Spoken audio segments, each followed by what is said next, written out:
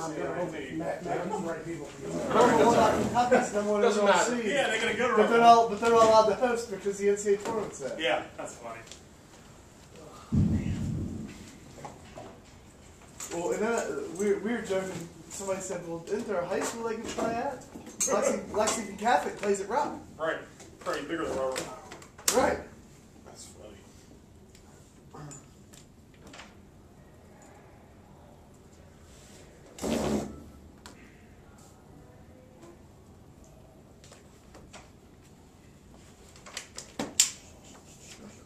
Bobby hit a 3. Yeah, Bobby hit a 3 at the end.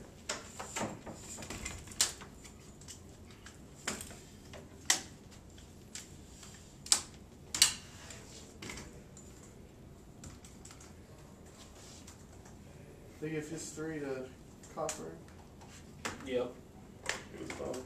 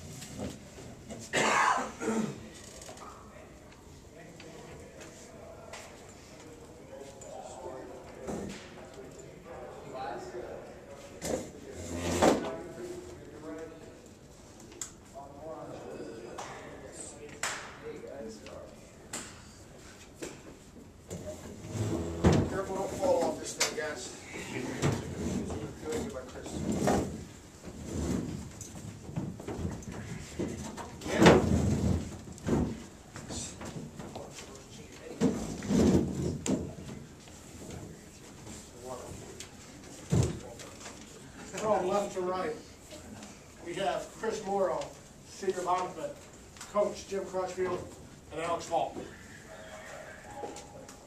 Coach, if you want to open up with your opening statements, the floor is yours. Well, we played well again, and you know, it's going to be a battle when you play Fairmont. They have a lot on the line. They have guys like Isaac Thornton, who is a great player, been here for 4 years in our league, and he was on a mission to beat us, and I appreciate that. But it makes our job even harder. And when I look at the stats, at the end of the day, we're up plus 10 on Fairmont on the boards. That means we played really hard. I thought we shared the ball well today. I thought we played pretty good defense. We had one little stretch in the second half. We got a little soft. But outside of that, we played good defense. We played smart. And with the basketball, I thought we handled it pretty well for the most part. And Fairmont State is a really, really talented basketball team. Everybody was here yesterday. They saw what they're capable of. And you know, to win at this margin of 20 points over Fairmont is shocking to me, but I'm glad we're sitting here right now. Not to slight Indiana at all, but Jim, I think pretty much the prevailing perception coming into this tournament was the two best teams were going to meet in the semifinals, and you guys had played them 3 times already, and they have been some wars. And yeah, you know, the first couple games we played them obviously went down to the last minute. Fairmont is good, but they're a different type of team. You know, Indiana is on a roll. You know, they've won their conference championship. They're in the regional finals. They epitomize tough, hard-nosed basketball. And I don't know who the best teams are. You know, I'm glad that we're there and trying to make a mark that maybe we might be. But you know, it's tough to say when you play in a region like this where the teams they don't play each other a whole lot across conference except maybe in November. It's really tough to tell who's playing well. Fairmont is a team that we've played now 4 times, and there can't be a whole lot of surprises because we're so familiar with each other, and we're not going to try to reinvent our games. IUP is a completely different animal. They play a different style of basketball, and you know, we have to kind of prepare ourselves for a little bit different style. I'm sure they probably do too. A little frustrating there in the first half. A lot of fouls being called and a lot of free throws, which kind of didn't allow you guys to get into your usual rhythm that you like to play with? We got some fouls called early, and but you know, it's happened to us before. We've been in that position before, and you know, the one thing that I think our guys are really good at is keeping their nose to the grind from start to finish. And you know, I really feel like our guys, they don't lose focus. They keep a good level of intensity, and you know, we're not going to panic if things don't go our way early, or even if it goes late if things start going bad. I think our guys are really good at keeping focus for 40 minutes. They know the situation at hand, and if we've got a bunch of fouls early on and it slows the game down, it's not really going to affect them very much. They continue to play the way they're supposed to play. Speaking of not getting down when it doesn't go your way early, Chris, you picked up the 2 quick fouls and had to go sit. Look at the stat line though. You come back in, you finish with 4 fouls, but you manage to pretty much stay out of trouble when you get 17 and 7. How do you keep an even keel? Because obviously that had to be frustrating, being taken out of it, having to be taken out of the biggest game to date. Well, I guess my best answer is I've been there before, especially against Fairmont. For some reason, I like to get 2 quick fouls against Fairmont pretty early. So I guess, like Coach said, we're real good at just keeping our nose to the grind. And I hate coming out of the game, especially for fouls. And Coach just told me to be ready. So like he said, we're all ready all the time. And I guess my focus was just on not losing my composure, just sitting there and helping my teammates, encouraging them, and waiting to go back in. Seeger, you're just a freshman. You're not supposed to hit big shots. You're not, especially on a team that's so established. But you're not afraid to take them. I thought one of the biggest changes in the game to kind of get you guys going in the second half is that big 3 you hit from the wing. Yeah, Sed found me wide open. So I just give him credit. These guys find me all the time. I'm just wide open. I just gotta hit them. Alex, talk a little bit defensively about the job that you guys did collectively on Thornton. This is a kid who scored 44 on you guys one time, and I looked down at one point, and he didn't take his first shot until there was like 10.5 minutes left in the first half. First off, it's been a pleasure playing against him for 4 years. He's a great player, and we always seem to guard each other the whole game, but I think we played really good team basketball against him the whole time. We collapsed when we needed to whenever we tried to drive, along with Malik Stiff and everybody else. I just think we played great team basketball and defense, and that kind of held him down. But he's a great player. He's really hard to control, and he can just go off at any moment, as you saw when he scored 44 points. So he's a tough job, but we did really good team basketball tonight. Jim, again, another night where you guys have 5 guys in double figures, and it's not the same 5 as it was last night. It's pretty impressive what you guys were able to do. It's good. It's almost come to be expected. If you kind of looked at our history, we do spread the numbers out pretty well usually, and it's usually different guys. Again, we talked about last game and again today, these guys have a good knack for finding the open guy, taking the right shot, sharing the basketball, and they know who's hot, and they get him the ball, and they know what's available. Fairmont was doing an awful lot of pressuring around the perimeter, and at that point in time, the guys aren't thinking about, well, geez, we got to get some threes off now. They're thinking about we make it pay for the pressure they're putting on us, and we got to get some layups. We got to get inside this pressure, and which we're pretty good at. We feel like to be a good offensive team, you have to be very versatile. And if they're pressuring around the perimeter, we got to get to the rim. And if they're sagging inside, we got to kick out and hit some threes. And our guys, I don't have to tell them that. They already know that, and they're instinctively able to take advantage of whatever is there for them. And at that point, whoever is the guy that's open, whether it's Chris or Sean Dyer, you saw it to the end of the game. The guy that makes it left at the end probably did the least in the offense. He's the guy that reaped the benefits of guys spreading out, handling the ball. He just caught the last pass and made it. So our guys know that. It's not just who scores points. It's all about team. And given that, you're probably not surprised that if you shoot, 6 of 21 for 3, 28%, you still score 100 points. I guess, does that prove your points? Yes. If you subtract the 6 out of 21 from the overall team, we were 37 for 69, well over 50%. Take out the 6 for 21, we got ourselves some pretty easy buckets, and that's the key. There's nothing like layups. Everybody, it's my favorite shot is the wide open layup. So it's not the 3. We got a lot of those today, and that's because we handled the ball well. Playing off that a little bit, talking about them guarding the perimeter well and getting to the rim. Little Tim Hosfeld, got in there and it was scoring against the Giants in the first half. He has no idea he's 5'7". He goes in there thinking he's big. That's fine, you know. And they were spread out. He did get a couple shots to the basket there. And you know, there's a couple of times you can see how if they have a chance to recover, they can block a shot from anywhere if they're within 5 or 6 feet. But you got to get them spread out with this, and help's not there. And Tim did get inside a couple of times. You know, as a matter of fact, you know, he's done as much damage in this tournament, you know, at the rim than he has from the perimeter. For Alex and Chris, obviously this isn't the goal. There's still more out there, but can you kind of put it in perspective what it means for a 4th straight Sweet 16 for you guys? It's amazing. I mean, it's a great accomplishment, I guess. But we're excited because we get a chance to play in the Sweet 16. Not that we won our last game. We're looking ahead game by game. I don't know if it's kind of selfish to say we've been there before. We've been to that point before. We've been to the Elite 8 before, but we just want more. So in order to do that, we literally just take each game, one game at a time, and we'll look back on and reflect on each goal at the end of the season when we're done. But for now, we just want to keep pushing to the next game, win that game, and move on. I think it's just a testament to the program the coach has built here. Me and Alex and Tim, we've been here for 4 years, and we've been fortunate enough to, I guess, see all the things that we have to do to get to where we are now. And like Alex said, we're not satisfied with what we've done in the past. We are looking forward, and I think that's what pushes us a little bit more. Is that we've been here before. We haven't gone as far as we wanted to in the past, so I think internally that drives us to keep pushing. But like Alex said, it's going to be something we look back on later and think about more than we're thinking about now.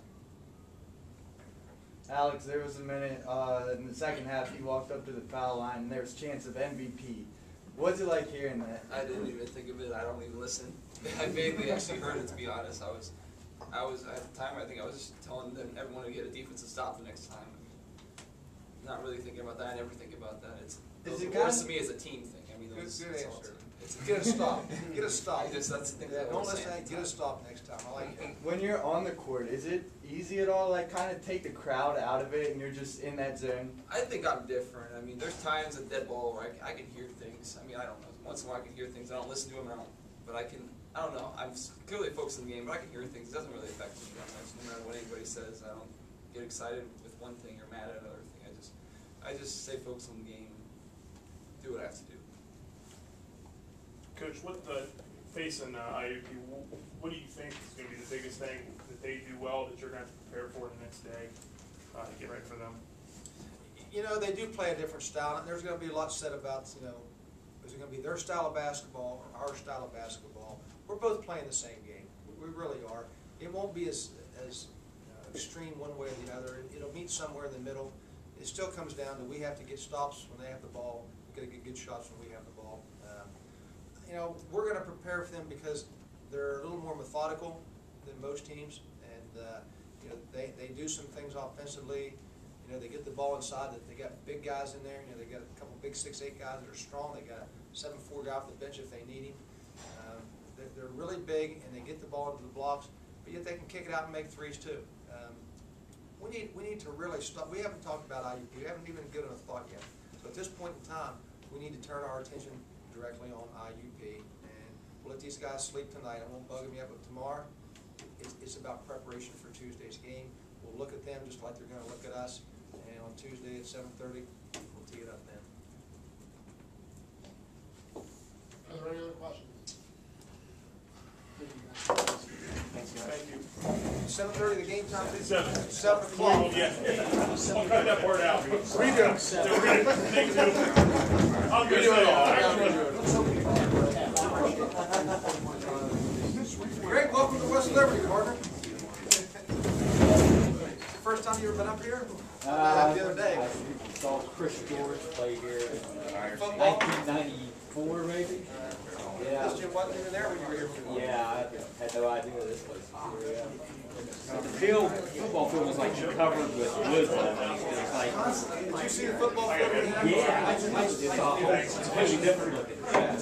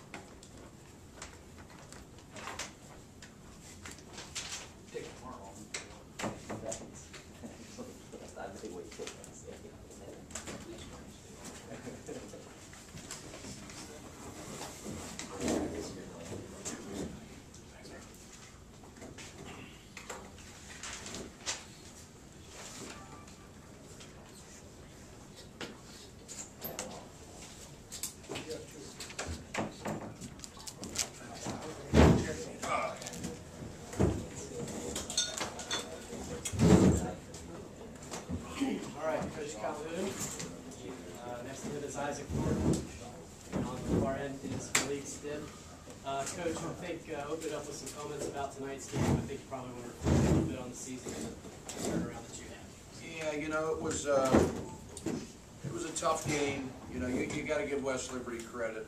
I hugged Chris Morrow and I told him, thank God I don't have to see you again. 4 times is tough. You know, we put this thing together basically in about a month. I got hired in April, left West Virginia. Got the job very, very late. We scrambled. Really worked our butts off recruiting, got these kids better, won 8 games last year, and ended up winning 23, making the NCAA tournament, pretty much being the second best team in the league, and I think that showed again tonight that we were the second best team in the league. But you know, I coached a lot of good seniors.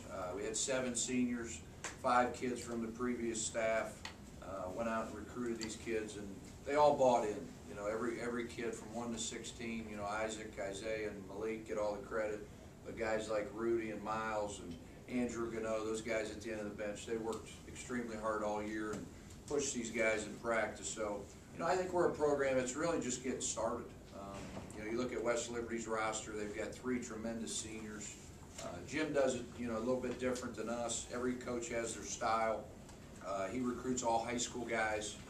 I believe Sed is the only transfer, and he's built this thing over time. So, you know, I told our guys in there, hopefully we can learn from this. I'm very sad for our seniors. It's always sad to see these guys go. You don't get to coach them, you don't get to be around them, but they'll all go on and have successful lives. And really, they set the foundation to get our program back. It's been a long, long time since Fairmont State's been relevant again, and I think we're relevant again. And we got to learn from this.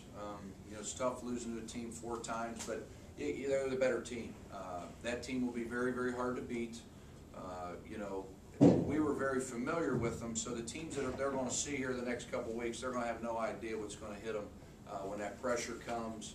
And I think anytime you can put 5 guys on the floor that can pass it, shoot it, the way they can, you know, I've seen every team in the country. I've seen Duke and Kentucky and the Carolinas at the highest level. These guys at our level, there's nothing like them, and they don't stop playing. You know, everybody talks about the threes and all that. Once again, they're plus 10 on the glass, and that to me is the stat that I just can't get over. And that's working. That is a hard-working bunch of kids there, and you know, it was a great experience. The people up here at West Liberty were tremendous. Hopefully, we can host the tournament. It's very tough going on the road.